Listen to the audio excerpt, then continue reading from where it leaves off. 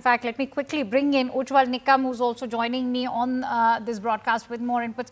Mr. Nikam, if you see, I think Anand's making a fair point over there when he's talking about how this entire playbook is working out. In fact, you still have a David Coleman Headley who's been imprisoned by US, but the fact of the matter is that India it has been consistently requesting for his extradition, and now that Vikash Yadav is being asked by the United States, I think over here it's for all to see. The barometers that are being followed by our own Western allies, not just Canada, but even the United States, it's for all to see. What's your last sentence? What you said? No, I'm saying if you look at the way this is panning out, not just in Canada, but even the United States, we say that we are an ally to them. How is this panning out when you look at the way international investigations are panning out?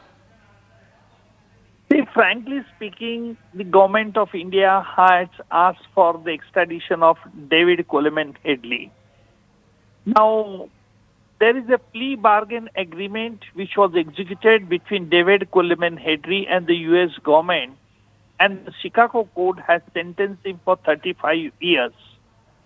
Meanwhile, in Mumbai, we have also taken the evidence of David Coleman Headley through video link, so far as in the terror attack of 26 November. But now the government of India, that is the NIA, our National Premium Investigating Agency, has filed a charge sheet against him, and he has been declared as a proclaimed offender.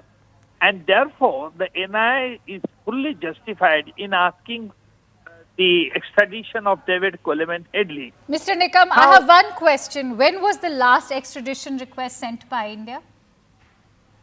I don't recollect because I'm not handling that NIA's case. But it is quite long time. Yes. And the US government is perhaps considering, let us see, David Coleman Headley has challenged, Tahaur Hussain Rana, that also extradition is in progress. So let us hope so. I'm very optimistic. So the information with us, in fact, indicates that our last extradition request was made in 2016. As far as the US State Department is concerned, they have gone on to, in fact, completely show satisfaction as far as Vikash Yadav investigation is concerned, that the Indian government is cooperating and they are satisfied with the Indian government's entire cooperation and the kind of assistance they've received. Remember, this person's no longer even associated with the Indian government, but when it comes to a David Coleman Headley, is India not justified in expecting that kind of reciprocal response with regards to our own extradition request? I expect the reciprocal response from the US government, and I'm sure that we have given a very positive response to US government so far as the extradition of one of the Indian accused to them. So we have surrendered that accused also to the US government. So let us see what US government takes to stand. But now that matter is in the US court, and he has challenged certain our request, certain grounds. Tahaur Rana had also challenged. David Headley has also challenged taking the different legal pleas.